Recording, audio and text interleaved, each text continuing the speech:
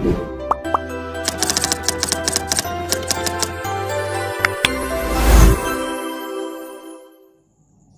बच्चों, मैं हूं अंकिता। अगर आपने अभी इस चैनल को अभी तक सब्सक्राइब नहीं किया है तो please like, share and subscribe my channel.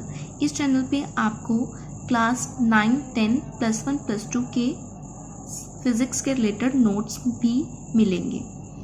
चलिए आज जानते हैं हम chapter gravitation class 9th 10th chapter की बात करेंगे। इसमें हमने प्रीवियस टॉपिक में पढ़ा था यूनिवर्सल ग्रेविटेशनल लॉ के बारे में। अब हम पढ़ने जा रहे हैं फ्री फॉल। फ्री फॉल होता क्या है या फिर एक्सेलरेशन ड्यू टू ग्रेविटी क्या होती है। मान लो बेटा कि हमने कोई ऑब्जेक्ट है उसको एक सर्टेन हाइट से ड्रॉप करवाया, यानी कि ऊपर से लेके नीचे तक हमने एक सर्टेन हाइट से उसको नीचे की ओर फेंका। तो आप क्या देखते हैं, मान लेते हैं हमारे पास ये ऑब्जेक्ट है, हमने एक सर्टेन हाइट से उसको ऊपर से नीचे की तरफ फॉल करवाया। तो जैसे ये ऑब्जेक्ट नीचे से ऊपर से नीचे की तरफ फॉल करेगा तो आप देखेंगे हर पॉइंट पे इसकी वेलोसिटी क्या करेगी, चेंज करेगी। हर पॉइंट पे वेलोसिटी चेंज करेगी। सो आप देखेंगे कि हर पॉइंट पे जब वेलोसिटी चेंज करी तो उसकी वजह से क्या प्रोड्यूस होती है, एक्सेलरेशन प्रोड्यूस होगी। अब वो एक्सेलरेशन क्या कहलाएगी, acceleration due to gravity.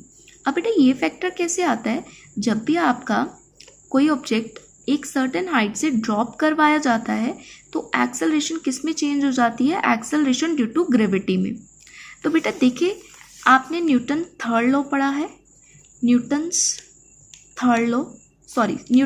Second law.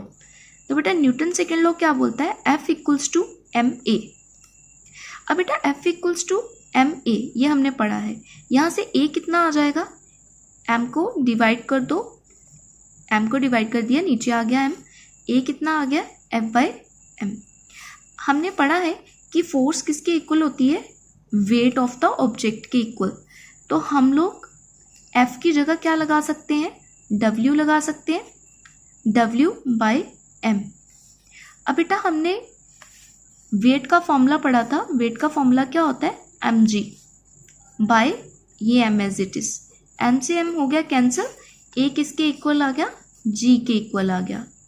तो आ गया ना, एक्सेलरेशन जब भी प्रोड्यूस होगी, जब भी आपकी वेलोसिटी हर पॉइंट पे चेंज करेगी तो क्या प्रोड्यूस होगी, एक्सेलरेशन।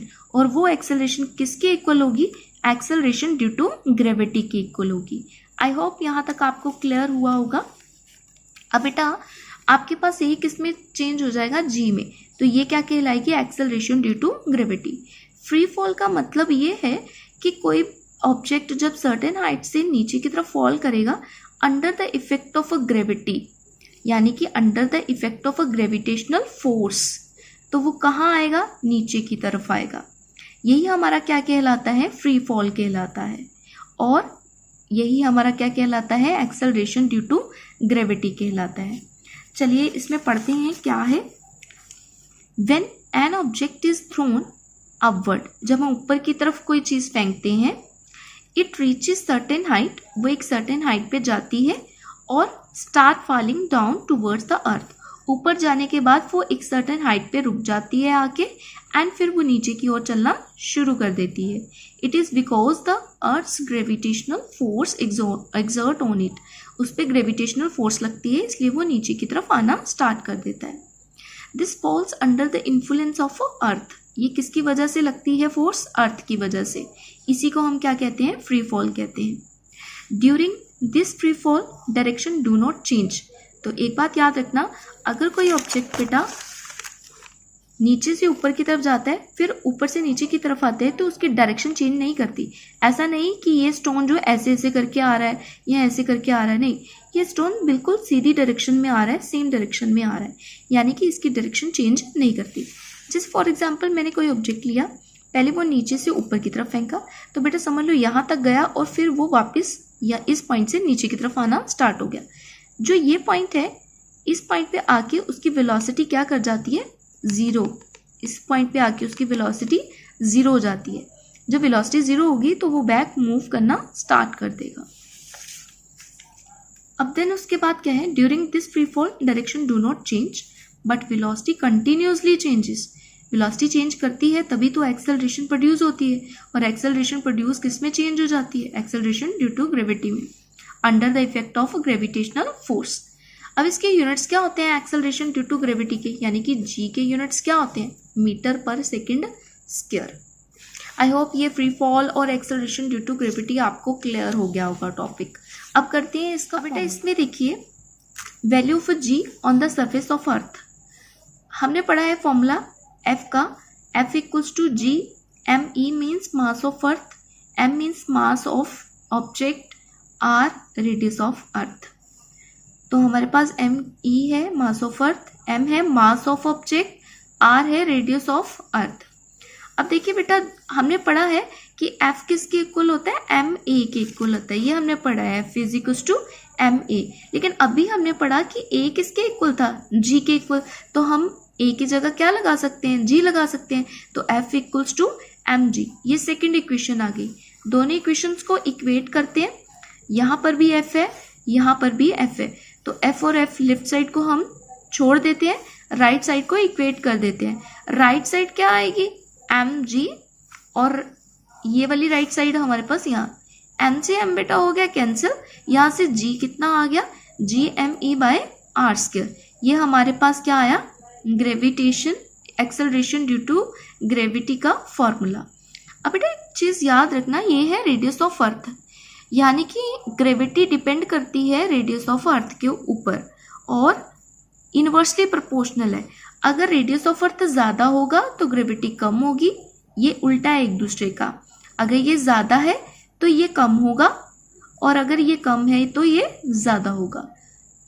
अगर मास ऑफ अर्थ ज़्यादा है तो ग्रेविटी भी क्या होगी, ज़्यादा होगी, राइट। आई होप यहाँ तक आपको क्लियर हुआ होगा। अब देखिए इसकी वैल्यू भी कैलकुलेट हम कर सकते हैं। कैपिटल जी की वैल्यू कितनी होती है, 6.67 इंटू 10 की पावर -11 न्यूटन मीटर स्क्वायर पर केजी स्क्वायर। और मास ऑफ अर्थ की वैल्यू कितनी होती है, 6 इंटू 10 की पावर 24 केजी। और रेडियस ऑफ अर्थ कितना होता है, 6.4 इंटू 10 की पावर 6 मीटर। ये सारी की सारी वैल्यू यहाँ पे बेटा आप डालोगे तो you will get answer 9.8 metre per second square. ये होती है हमारी ग्रेविटी की वैल्यू, और ये सरफेस पे हर जगह रहती है सेम। लेकिन कुछ प्लेसेस हैं जहाँ पे ये चेंज करती है वैल्यू, तो हम जानेंगे कि वैल्यू कहाँ पर वेरी करती है। ये वैसे वैल्यू सिर्फ अर्थ के सरफेस पे 9.8 है। अगर आप अर्थ के सरफेस से ऊपर चले जाते हो तो ये वैल्यू कम होना शुरू हो जाती है, और अगर अर्थ के डेप्थ में चले जाते हो तब भी ये वैल्यू कम होना स्टार्ट हो जाती है। जब आप स्पेस में चले जाते हो, स्पेस में ग्रेविटी की वैल्यू क्या होती है, 0 होती है। याद रखना, सिर्फ अर्थ के सरफेस के ऊपर ग्रेविटी है, अर्थ के बाहर ग्रेविटी नहीं है। अर्थ के बाहर कोई भी पुल आपको अपनी तरफ नहीं खींचेगा। अब नाउ दोनों के बीच में डिफरेंस पढ़ते हैं। ग्रेविटेशनल कांस्टेंट जी, कैपिटल जी, तो बेटा इसकी वैल्यू आपको पता है 6.6 इंटू 10 की पावर -11 न्यूटन मीटर स्क्वायर पर केजी स्क्वायर होती है, और इसकी value 9.8 metre per second square. इसकी वैल्यू रहती है बेटा, it remains constant always and everywhere. याद रखना, जी कैपिटल जी हमेशा क्या रहता है, सब जगह कांस्टेंट रहता है, यानी कि इसकी वैल्यू जो है ये वाली कांस्टेंट रहती है। अर्थ पे भी, मून पे भी, किसी भी प्लेनेट पे चले जाओगे इसकी वैल्यू सेम रहती है। But acceleration due to gravity, मैंने अभी बोला सिर्फ अर्थ के सरफेस के ऊपर ही 9.8 वैल्यू है। स्पेस में चले जाओगे तो 0 हो जाएगी, डेप्थ में चले जाओगे तब भी 0 हो जाएगी। तो मतलब ये वेरी करती है वैल्यू वेरियस प्लेसेस के ऊपर।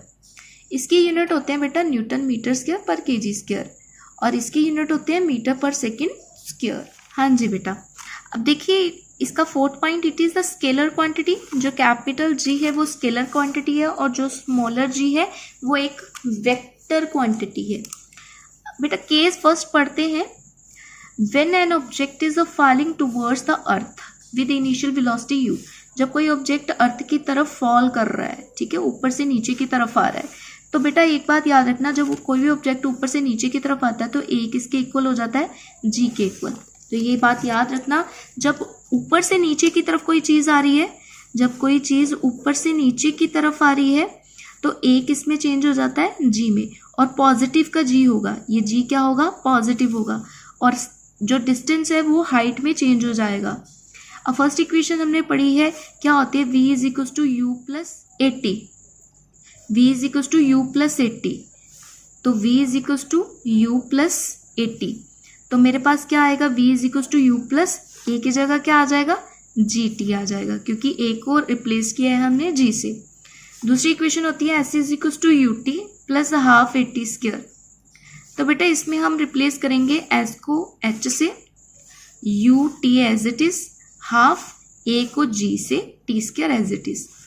थर्ड इक्वेशन होती है v square minus u square is equals to 2as, v square minus u square as it is, 2a की जगह आ जाएगा g और s की जगह आ जाएगा h।